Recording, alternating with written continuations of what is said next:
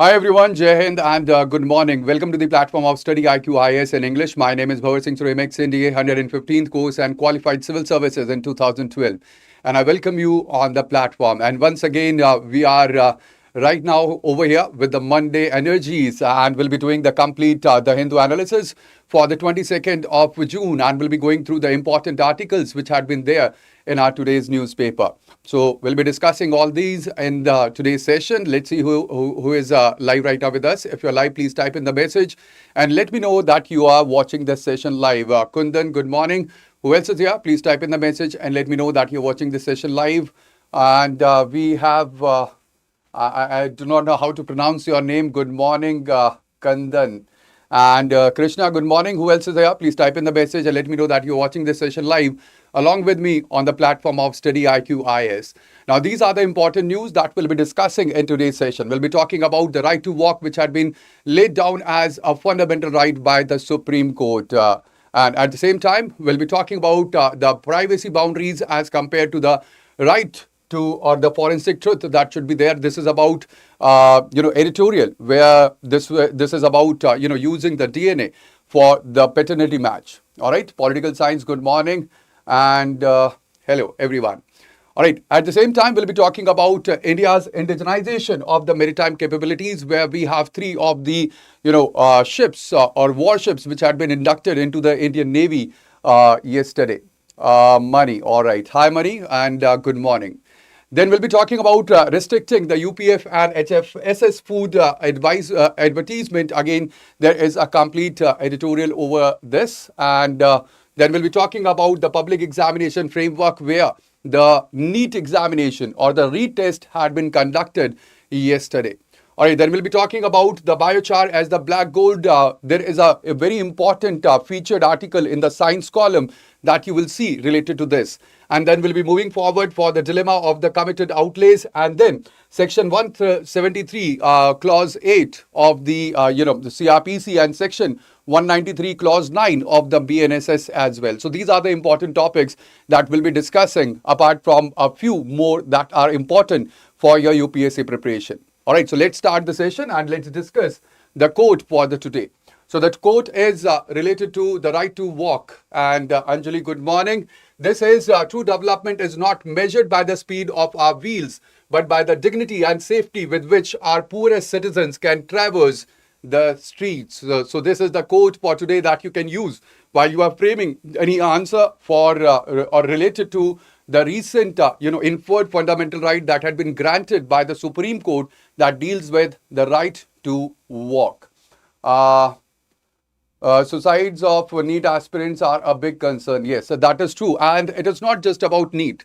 Let me speak about every of the aspirant, whether you are preparing for the NEET examination, for UGC, or any of the examination that is there. Please remember that examination is not the end of the journey. All right. We know that we are in an environment where the competition is quite heavy. All right. There are other biasness as well when it comes to the reservation. And ultimately, there is always a way out. And if you are feeling any kind of, disturbance, or if there is anything that you need to discuss, you can always reach out to mentors at the StudyIQ. There is the number that is there. You can call us at this number.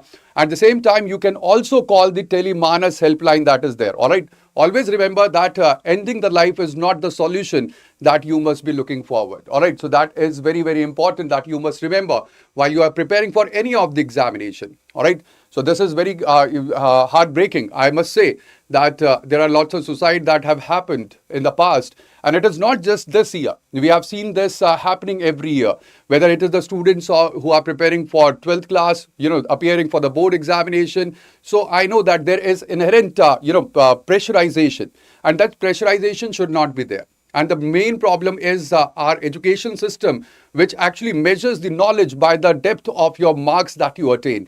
But that is not, or it should not be, the right criteria to judge the knowledge.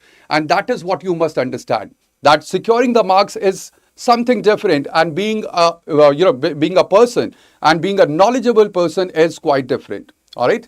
So that is very, very important to, just keep in mind, and always remember that there are pressure. All right. And you have to overcome those pressures. And if you are not able to overcome, there is always help that you can seek from the mentors, from your elders, and even from the helpline, especially the Telemanas helpline that is there.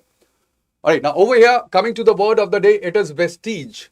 Now, you can relate this with the biological term that is vestigial organs. All right, we talk about vestigial organs in bio. Now, what are the vestigial organs? They are basically which are present, but they have no use. Like, for example, appendix is a vestigial organ. So that is what the term vestige is. It is indication that something has been present or there is trace or remnant, that is vestige. So ultimately, you can use the word like, for example, the old columns are the last vestige of the ancient temple. So that is the word of the day, that is vestige. Now, coming to the first news that we have for today, it is our footpaths more than safe spaces. So this is about the right to walk that had been granted by the Supreme Court recently on 19th of June 2020, where the division bench that was headed by Justices P.S. Narasimha and Atul S. Chandurkar, they have delivered the historic judgment in the history of India, and that is about the right to walk that had been elevated to the fundamental right in the case that was there. It is Maniar Ilyas or Elias Sheikh Riaz and Arada versus P. Ayappan. So this is a case in which there was a judgment that was laid down that the right to walk is a fundamental right that is there inherent under Article 19(1) Clause D and even under Article 21, that is right to life.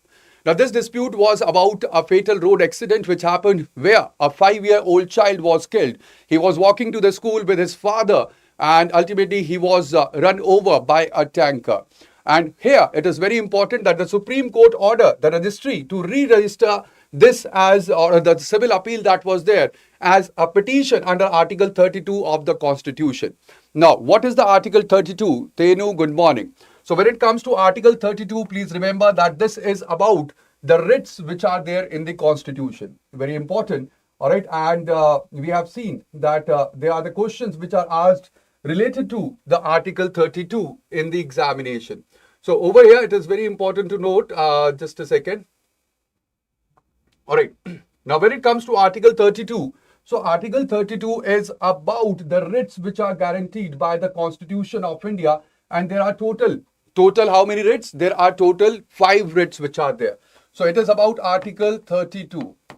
And the Supreme Court have asked that it should be registered under the writ, that is Article 32. So there are different writs which are available under Article 32 for the Supreme Court for the purpose of fundamental rights. Please remember, it is only for the fundamental rights that the Article 32 could be invoked. And the writs, they can be, issued by the Supreme Court. So over here, the first writ that is available, it is habeas corpus. Now, what is meant by habeas corpus? It means to have a body. All right. It literally means to have a body. Now, when this habeas corpus is, it is heart and the soul of the Constitution. Yes, this was termed as heart and soul of the Constitution by Dr. B.R. Ambedkar as well. Yes. So over here, habeas corpus, it means to have a body, and ultimately to have a body, this writ is issued when somebody is wrongfully detained. All right. So if somebody is wrongfully detained, you can approach Supreme Court and you can ask for the writ of the habeas corpus that he must be released. And then the court says that if he has been detained illegally or legally. If he has been detained legally, so then he will be in the detainment. And if he has been detained illegally, so then he will be released. So that is the habeas corpus, to have a body. Then we have the another, writ, that is mandamus. So mandamus actually means to command. Mandamus means to command. Now this is issued to the executive authority. All right, to the public official which is there, which have denied performing their duty. All right, if somebody deny performing their duty or they do not perform their duty, please remember that this is against the public official, both the writs, whether it is habeas corpus or mandamus as well. Habeas corpus could be against a private individual as well. But when it comes to the mandamus, it is strictly against the public official. If any public official denies that there is or he is not doing the work that has been granted to him or he is supposed to do, If he has denied it or he does not do it, so then what can happen is that he could be commanded, or the command could be relayed to him by the High Court or the Supreme Court to conduct that particular, the duty that has been assigned to him. Then we have another writ, that is quo warranto. No, quo warranto is basically about, it is by what authority? It means by what authority, and again, this is also against the public individual or the public official that is there. Now, if somebody occupies a public place or the public authority or the public position that is there, so over here, what happens is the Supreme Court, the High Court, it can ask that by what authority or by what qualification, whether you fulfill all the qualifications or not. So that could be asked by the Supreme Court or the High Court, and that is the writ of quo warranto that is there. Then we have prohibition. We have prohibition and certiorari as well. Now, it is very important that when it comes to the UPSC, it actually asks about these two writs, because these two writs are quite confusing. All right. Now, what happens is prohibition is to stop something. All right, to stop. And certiorari is basically to be certified. Now, these two writs, they can be, they can be released, or they can be relayed against the judicial or quasi-judicial authorities. Judicial or quasi-judicial authorities. All right. Now, over here, what is very important to note over here is that prohibition is actually, it is when there is the proceeding which is going on. So the higher court, it actually says, or it actually, it actually issues the prohibition writ against the lower court. And if the lower court is exceeding its jurisdiction, so then prohibition is issued. And the same way, the certiorari.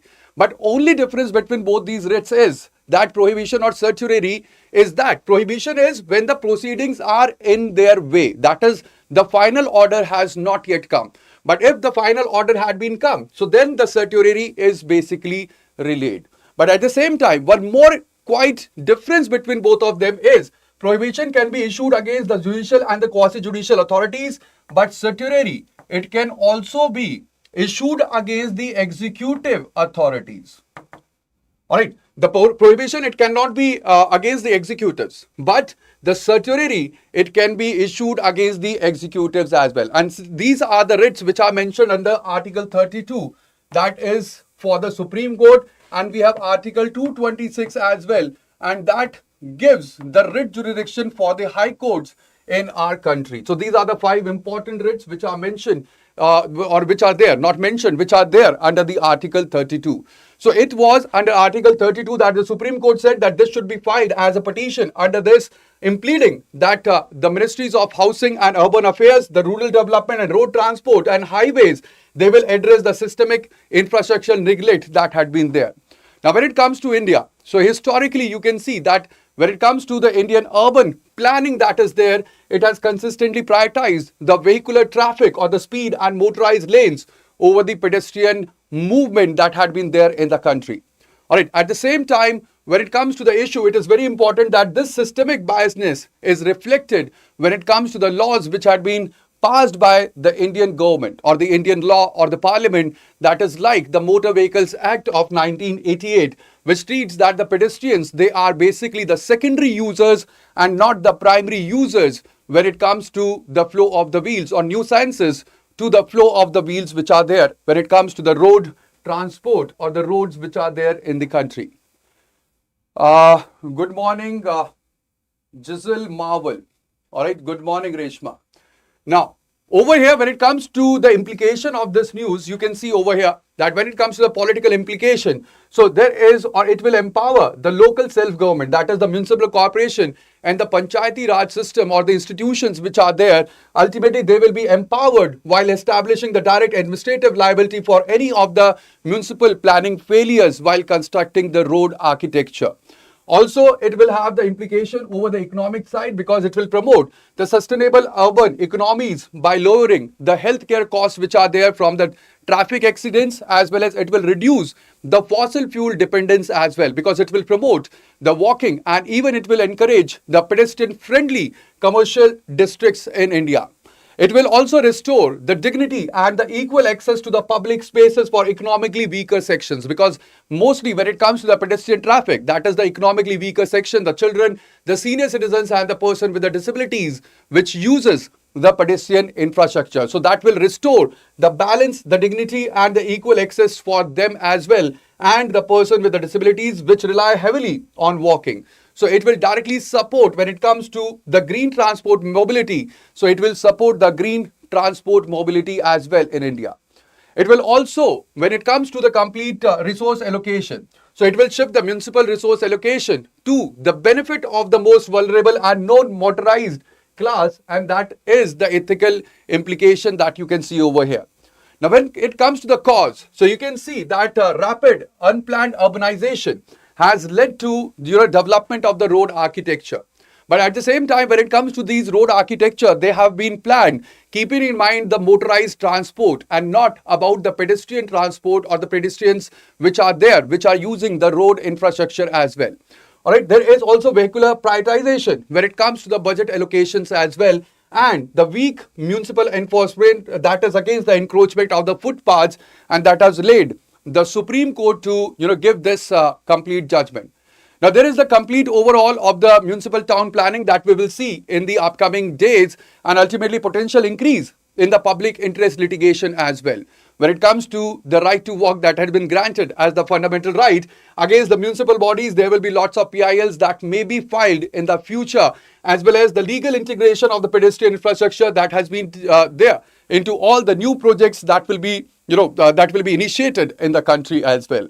There is also transformative changes when it comes to the opportunities for the urban living, and there will be development of the safe as well as green corridors and the reduction of the pedestrian fatalities as well. There will be, ultimately the challenges. So when it comes to the challenges after this, passing off the, historic judgment that had been by the Supreme Court. So ultimately, Rajneesh, good morning.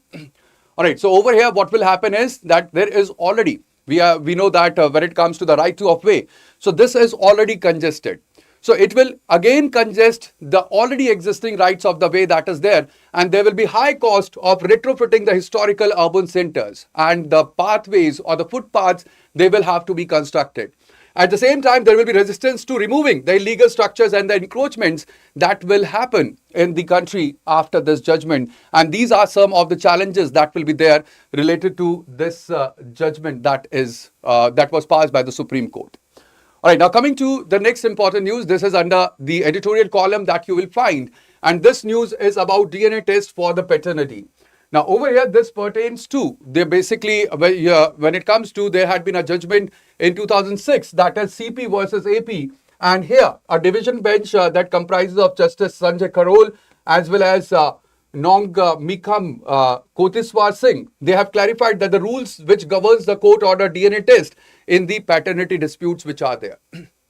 Now over here, the respondent, that is Amar, he filed a civil suit seeking the declaration of patronage as well as 1/3 share in the property of CP, who had consistently denied the paternity.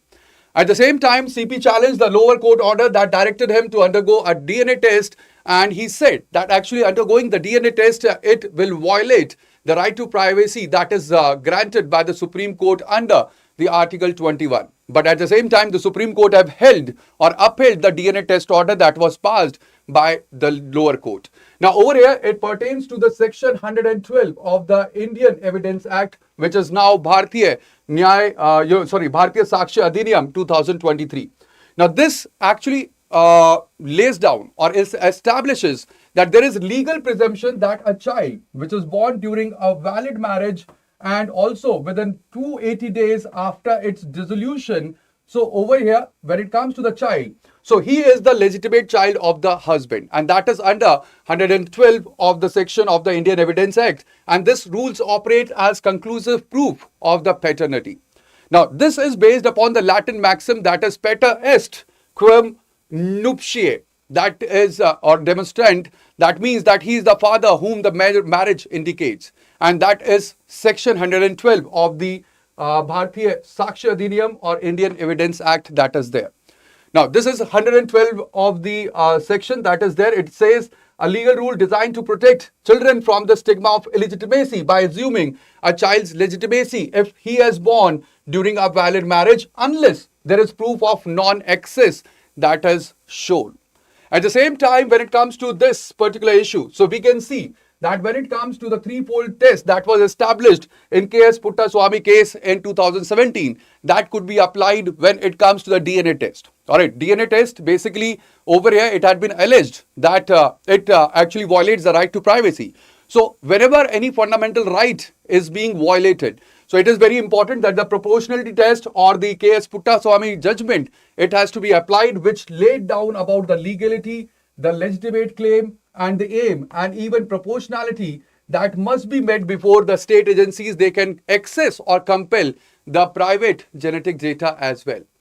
Also, it is very important because the judicial principle that a DNA test should be allowed or not be ordered routinely, but at the same time only when it is necessary and there is no other evidence that can be relied or that is on record that is capable of resolving the dispute, and that is when the DNA test, it could be applied or it could be ordered as the last resort. All right. Now, coming to the next important news that we have, it is about the maritime sector, a major engine of economic growth, says Modi when he was inaugurating the 3 of the Indian warship. Now, this could be related to, or you can, club this along with the another news, that is opportunity to turn over a new leaf with Iran, says once as two sides gather for talks in Switzerland. At the same time, I was reading in the morning, and it seems that the talks between both the nations, they have ended, and the first round has ended. And over here, the Iran, ultimately what has happened was that Trump had said that he will, again, bombard Iran if the Iran will continue, showing or it will continue supporting Hezbollah. And ultimately, that was the reason that the talks, they have ended abruptly. And ultimately, like I said, that this is again where we are, we are navigating in a very narrow and even unstable regime when it comes to the deal that had been signed between both the nations. Now, over here, when it comes to the news, so Iran had announced that its newly established Persian Gulf State Authority, it will serve as the sole authority managing the transits. And ultimately over here, the Iran, it may be taking the transit fees as well. Also, Prime Minister Narendra Modi have commissioned the 3 of the indigenous naval vessels at Kolkata. That is, we have INS Dunagiri, which is the advanced stealth frigate. Then we have INS Shanshodhak, that is the large survey vessel. And also INS Agre, that is anti-submarine shallow watercraft. Now, the government have also advanced 1,70,000 crore rupees or the incentive package for the shipping sector as well, alongside the infrastructure programs that will be launched, just like we have Sagarmala project, that is for the port, you can say modernizations and even connecting the ports to the Indian mainland. So that will reduce the logistic costs as well as expand the domestic shipping capacity also. So these two news, they could be clubbed together, and we know when it comes to the Iranian administrative changes. So there is the change that we are talking about in the Strait of Hormuz, and ultimately that will present the challenges for India as well, because India have diplomatic relation with Iran as well as with the Arab nations also, and with the US as well. So this will pose the political challenge for India when it comes to the new regime where the Iran may be levying the transit fees. All right. At the same time, the delays on the transit fees that is there in the Strait of Hormuz, it will directly impact the fuel prices. All right, the impact will be on the fuel prices, and we know if the fuel prices will be impacted, so that will have impact on the complete economy, as we have seen during the West Asian War. And ultimately, the shipping insurance cost will increase, and the India's trade balance will also shift abruptly if it comes to the delays or the transit fees. There's also disruption in the LPG transit that can impact the domestic energy access and the cost of living for the millions of the households in the country, and even it can impact the production of the fertilizers when it comes to the LNG trade.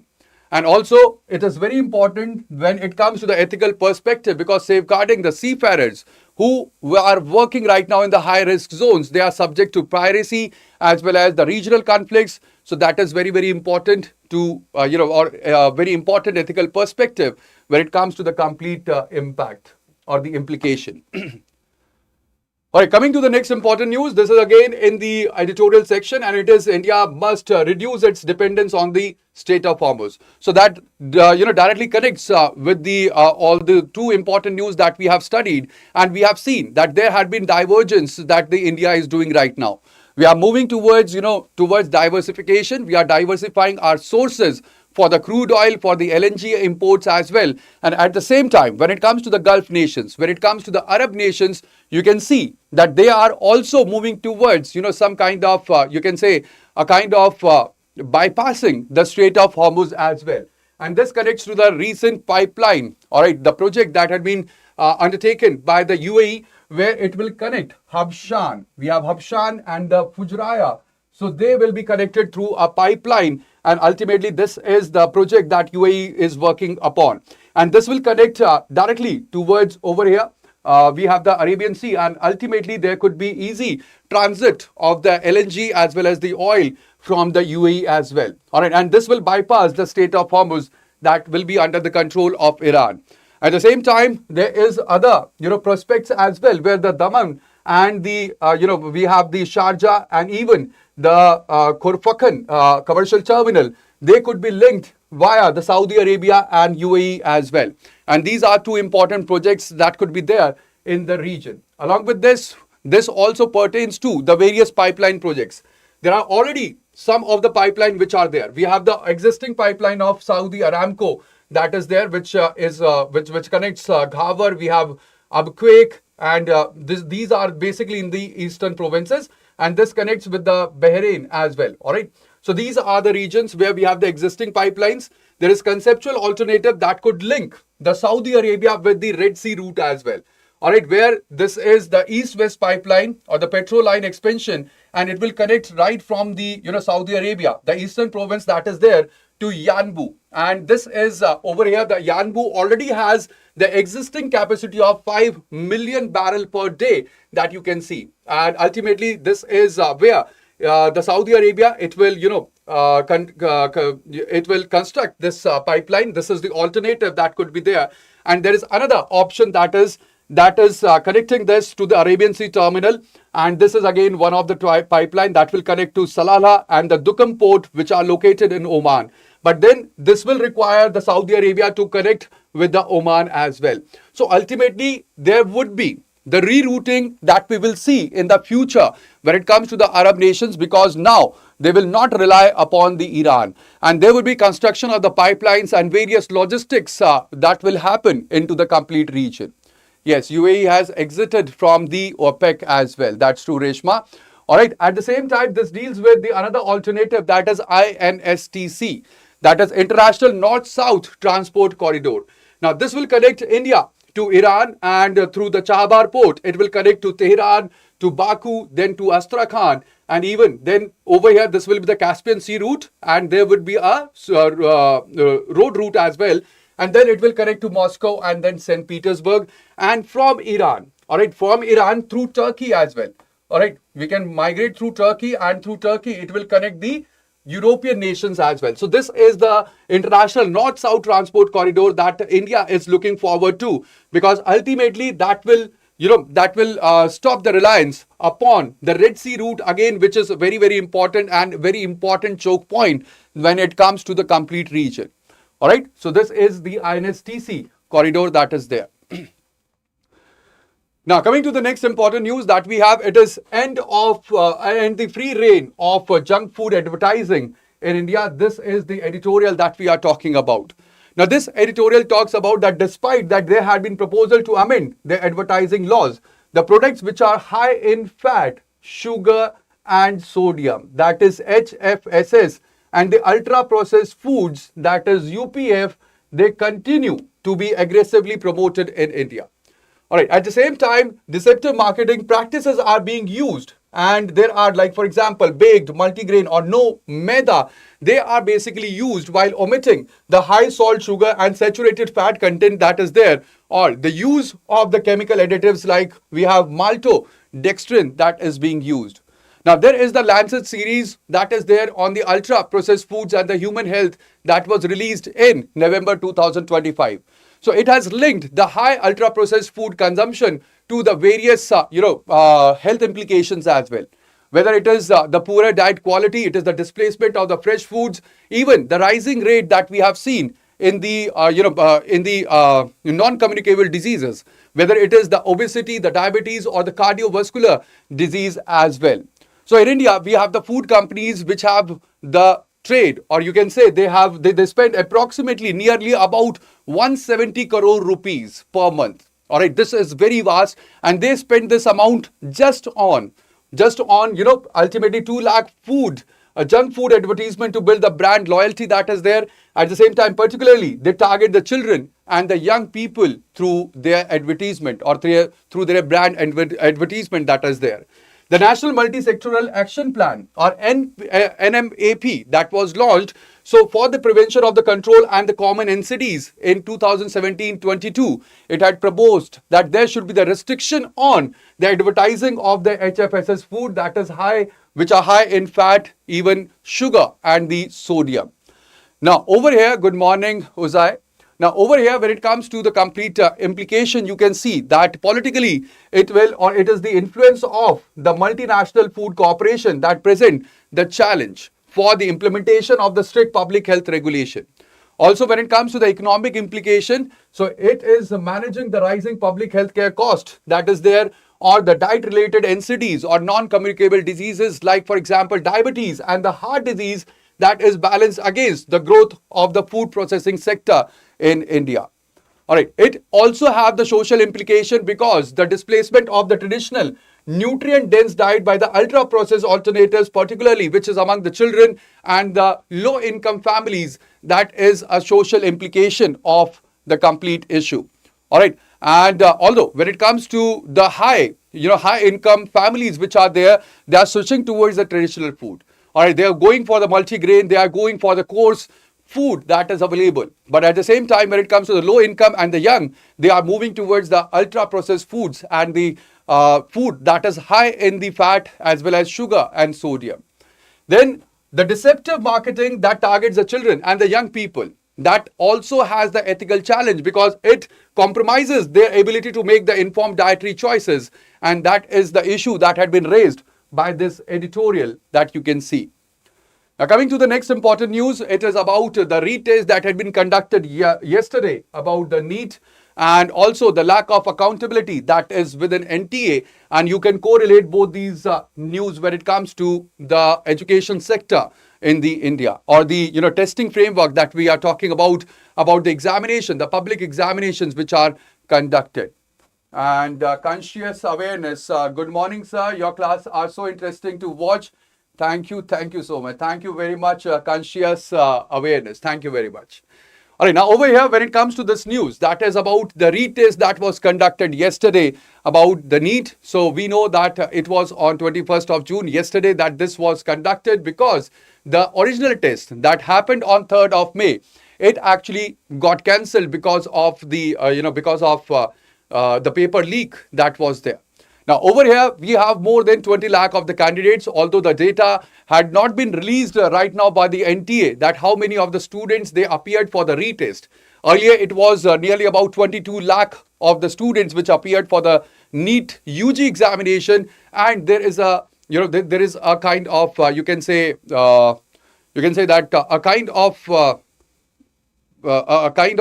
news that I was, just studying. And it says that the retest, it could be lesser number of the people or the students which would have appeared for this. Now, basically, when it comes to the complete retest that was organized, so it required the mobilization of nearly about 7 lakh of the officials and also support from the CAPF or the Central Armed Police Forces. And not just this time Indian Air Force was also roped in so that the paper, it could be transported to the centers that are there. Now, similar security breaches, they have led to the cancellation of the UGC NET in June 2024 as well.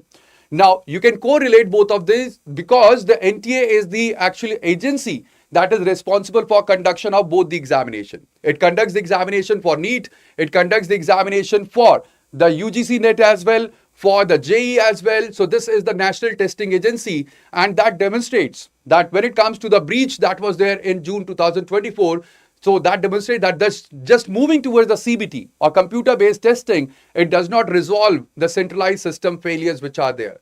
Now, this crisis that we have seen concerning the education sector, this highlights that there is the lack of statutory accountability for the NTA, because NTA had been, it had been formed just like a society. All right, it is just under the Societies Registration Act that NTA had been formed, and there is no legal act that was passed for the formation of the NTA, and thereby there is no statutory accountability for the NTA that is there. 19-year-old got arrested in Rajasthan for selling fake NEET question paper using Telegram that was connected to VPN. All right. Now, over here it is very important that when it comes to the public examination in India, you must see that they have been highly centralized to manage the large applicant pools that is there. Now, why I'm telling you this is because when it comes to NEET examination, just when it comes to NEET examination or NEET UG, so there were nearly about 22 lakh of the aspirants which are there. And now they are competing against how much of the seat? So the seats are just 1.85 lakh. So you can see that when it comes to this centralization, so they have to manage the large applicant pool that is there. And for this, NTA was created as a society under the Societies Registration Act. And ultimately that left it without any kind of statutory liabilities towards the candidates as well. Now, this has very important implication because when it comes to the political implication, you can see that the public examination failure, they can erode, and not just erode, they have eroded the trust in the state institution and the merit-based selection processes as well. Now, this relates to the various provisions which are there under the Constitution also.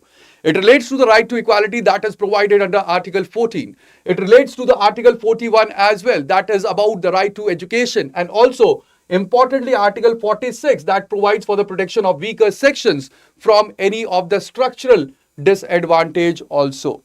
This also relates to the financial burden that is there for the preparation and ultimately for the delays that happens. So what happens is that there is the financial burden over the families about the coaching, about the lodging and the materials as well.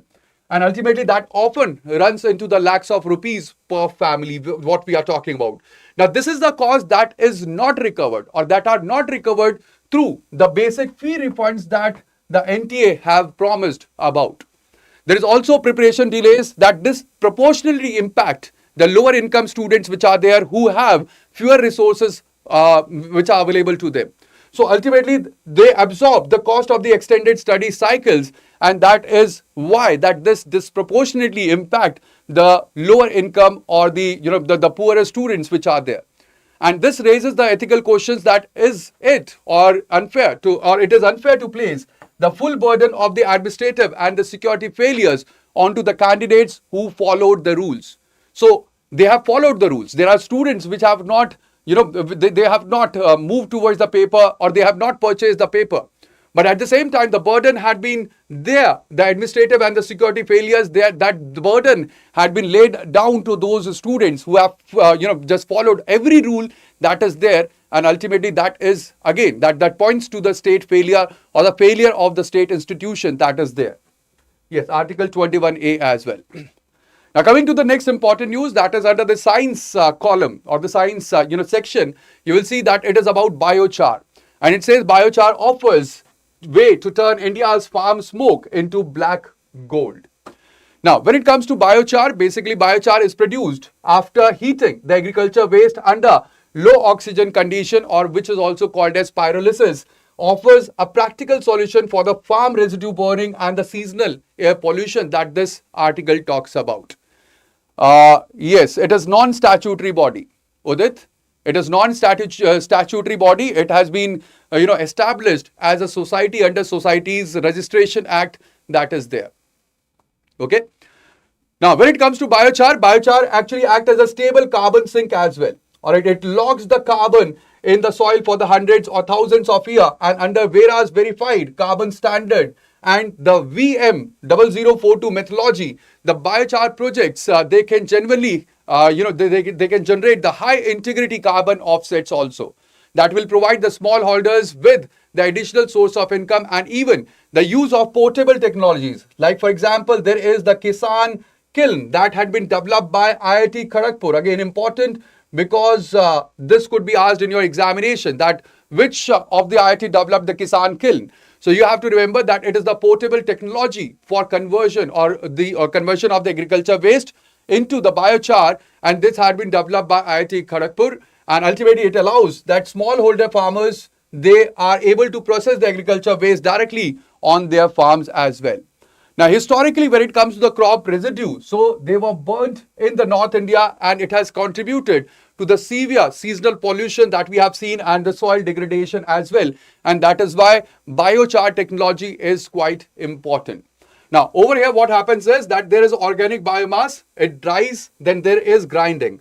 Then there is conventional or microwave pyrolysis reactor that is there, and that converts the organic biomass into biochar. Along with this, there is biogas that is produced, or there is syngas that is produced alongside, and also there is bio oil. And ultimately, the heat and electricity could also be produced by the complete process. So this is, yes, stubble burning. This is very important because ultimately it supports the national clean air initiatives and the international climate commitments which are under the Paris Agreement. This is also important because it provides the farmers with the additional income through the carbon credits sale and reduces their reliance on the chemical fertilizers, because this biochar could be utilized as the manure as well.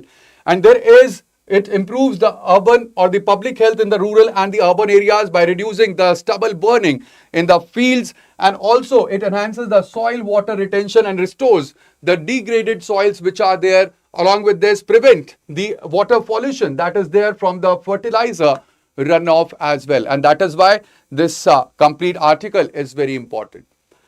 Now, coming to the next important news, it is about the curious case of Kerala's committed expenditure. This is where you will find the complete data which had been utilized. And this is the first chart is about the share of committed expenditure in the revenue receipt of each state.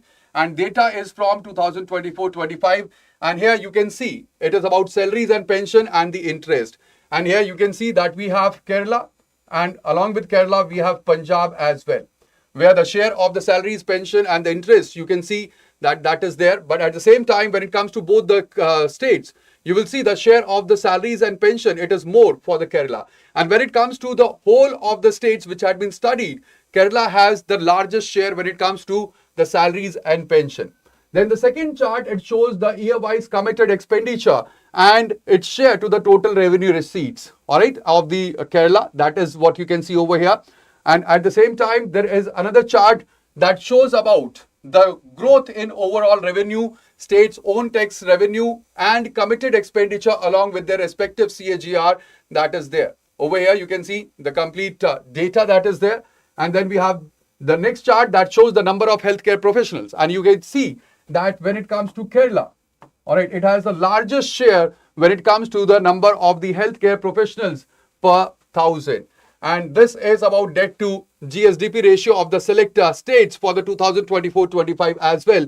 Here you can see that it is expected that the Kerala's debt to GSDP ratio, it will come down to 33.5% despite the debt that is expected to grow by 11.5 or 6% as well.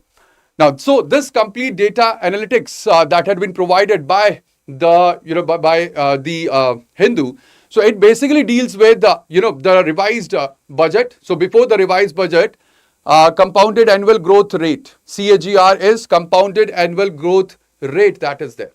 All right, now over here it is very important that ahead of the revised budget, government of Kerala had released a white paper. Now, this white paper was titled Kerala's Fiscal Health a Status Report, and that have highlighted the state's rising debt burden. Now, this report have expressed the concern that the committed expenditure. Now, the committed expenditure is what the government has to do, irrespective of anything. Now, this committed expenditure is about the salaries, the pension, and the interest payment. So, the report have highlighted that they consume nearly 78% of the total revenue receipt of the state. And ultimately, the high committed spending limits the fiscal space. So, if there is more of the committed expenditure, so the state is left with very small amount that it can invest in the capital expenditure or for building the infrastructure that is there. And that is the major concern when it comes to the complete health report, fiscal health report of the Kerala. Now, when it comes to Kerala, so you must note over here that its spending on the salary and the pension, it supports the public service model. Because when it comes to any government, so the government have to, work upon the welfare of the people as well. And for the welfare of the people, I'm talking about the government have to invest in the healthcare system. It has to invest in the education system. And when it comes to these two, indices, you will see that Kerala is basically ahead of all the states which are there. So ultimately, with the state employing more teachers and healthcare professionals which are there against the national healthcare national average, so you will see that historically, when it comes to Kerala, it has prioritized the social development. And this is again a very important perspective of the government, and it has achieved lots of human development indicators which are very, very high in the complete region. So this is about, balancing. It is about balancing the welfare and balancing the fiscal relation that is there, or the fiscal expenditure.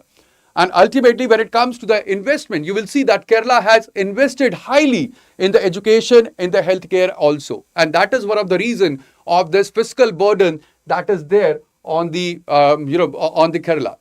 Now, when it comes to this particular issue, so it deals with Article 293, if I am recalling correctly. So it is about 293, which is about the state, and the state can borrow and the borrowing limit that is there. All right. Hello, Krishna.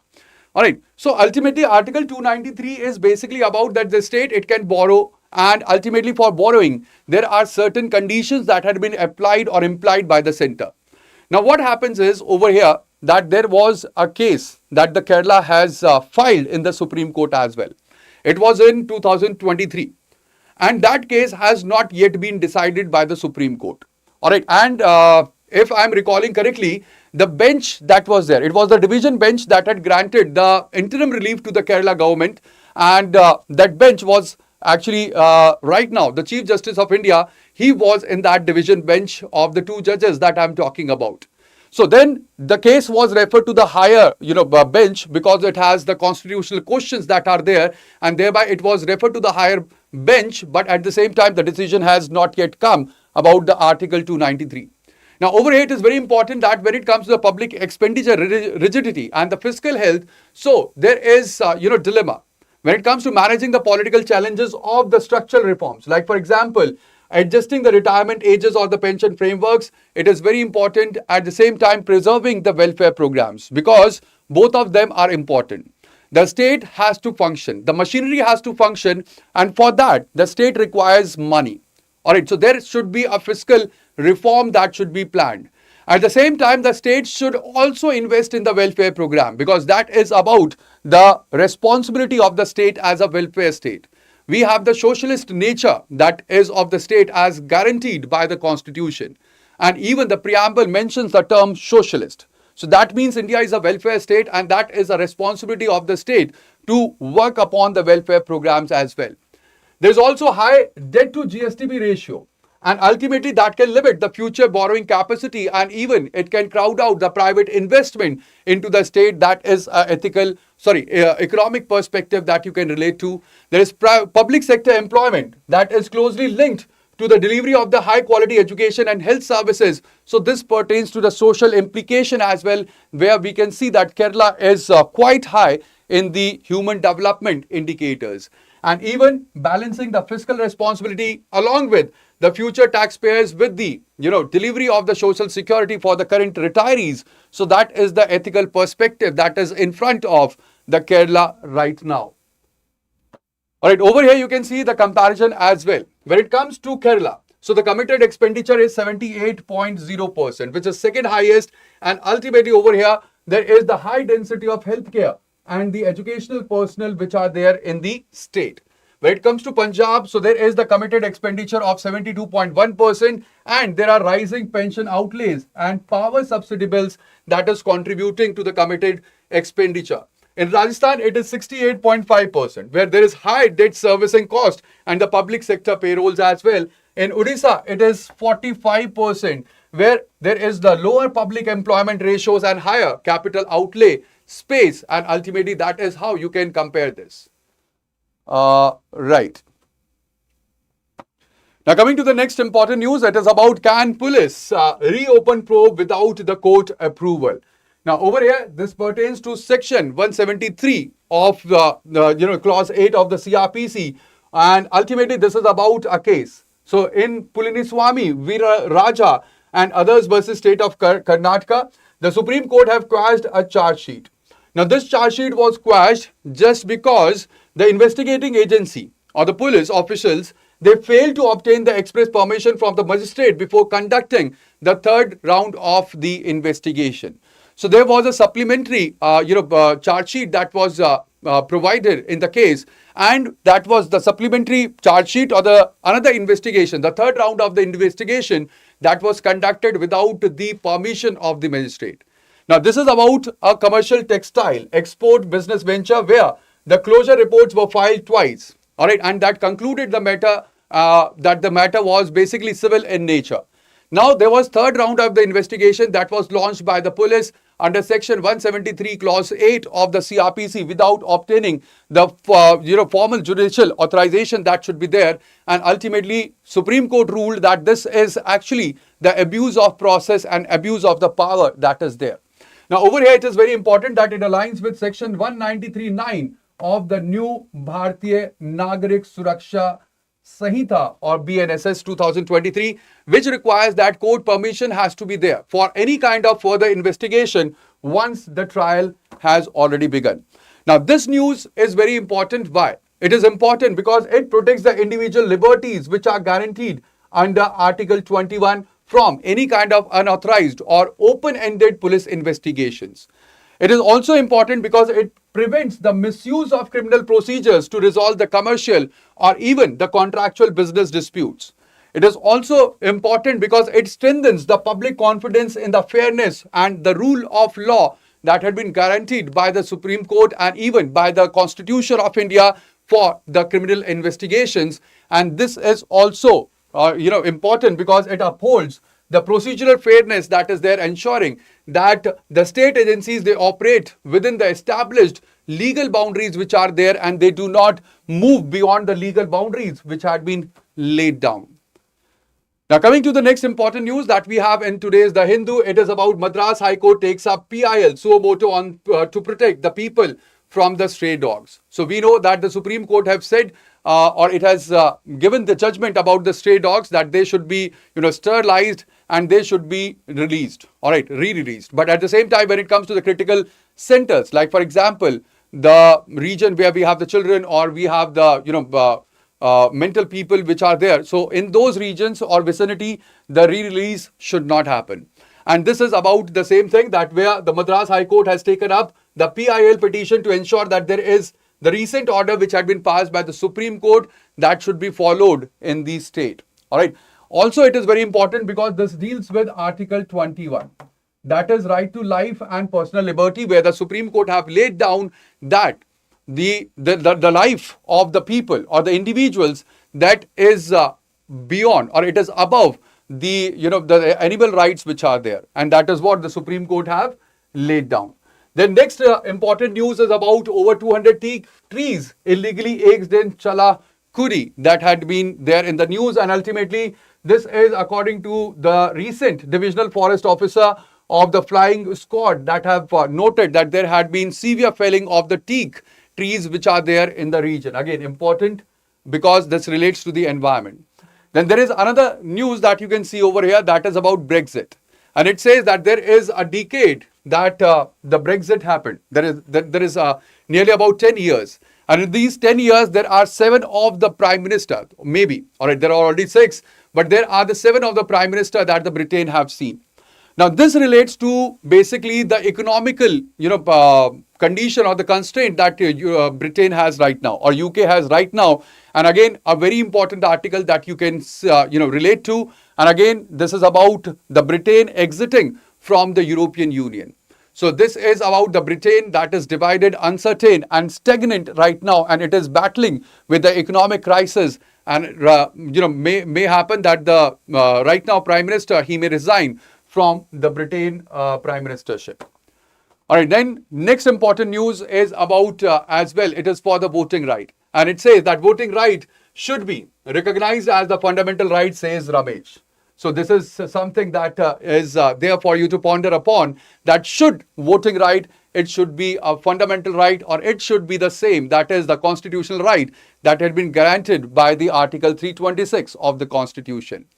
Now coming to the question R that we have, the first question that is there on your screen is, with reference to the fundamental right to walk, recognized by the Supreme Court of India in 2026, consider the following statement. First, it is declared as an independent fundamental right under Part 3, following from the freedom of movement under Article 19(1)(d) and read with Article 21.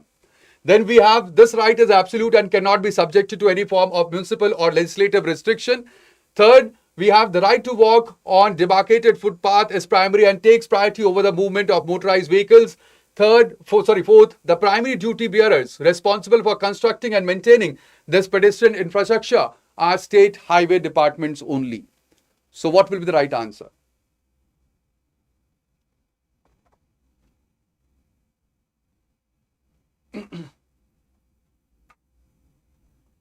Let's see, what should be the right answer here? All right, so let's see what will be the right answer. The second statement is incorrect. Yes. So it is not absolute.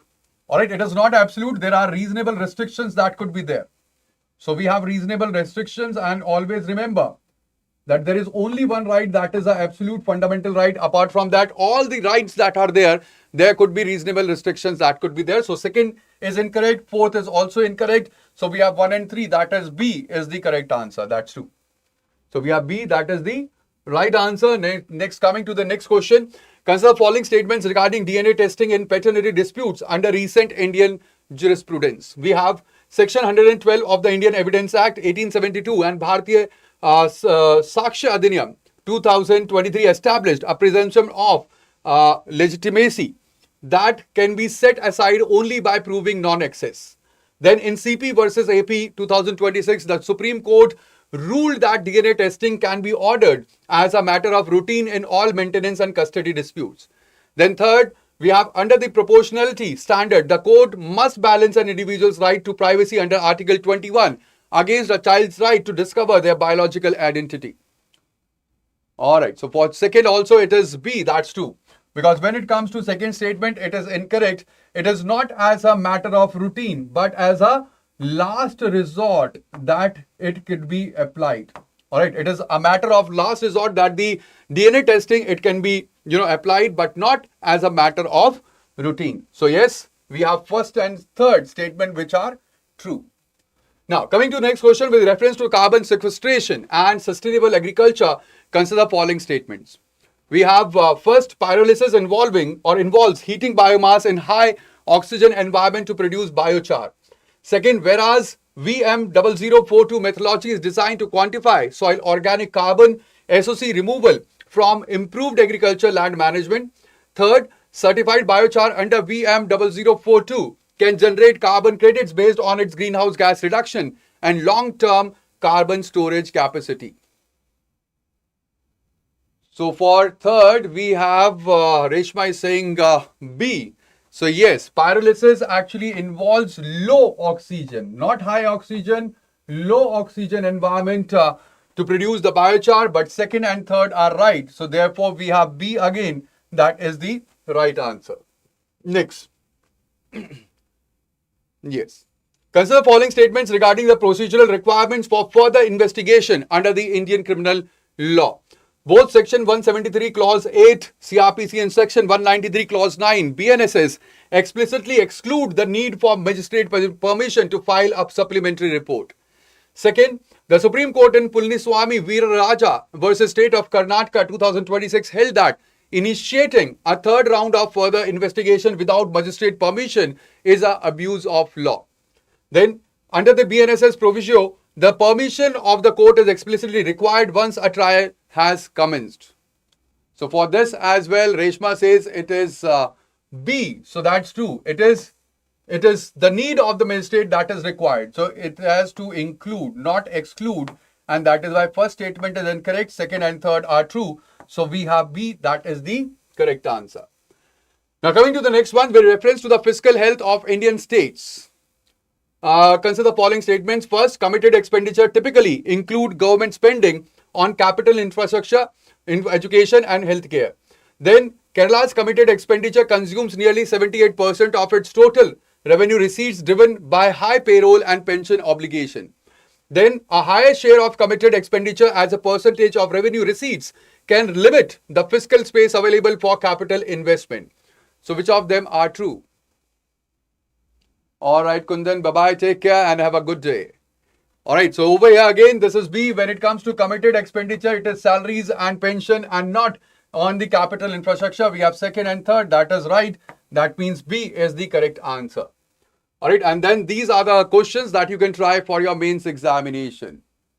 My name starts with B, and that's why I'm not obsessed. All right, it is only that while framing the questions and while arranging the options, it happens sometimes that I just the B, it clicks. All right. Now over here, these are the questions that you can practice for the mains. The judicial articulation of the right to work as an independent fundamental right under Article 21 highlights the role of the judiciary in addressing urban planning failures. Evaluate the challenges municipal bodies face in implementing this mandate and discuss the structural changes needed to ensure pedestrian safety. Then we have next question, that is decentralized biochar production presents a practical opportunity to address the agriculture residue burning, improving soil health and access international carbon markets. Critically examine the potential in light of VERA's VM0042 methodology and discuss the technological or technical hurdles to wider adoption. All right, then comes the next question, that is for your ethics.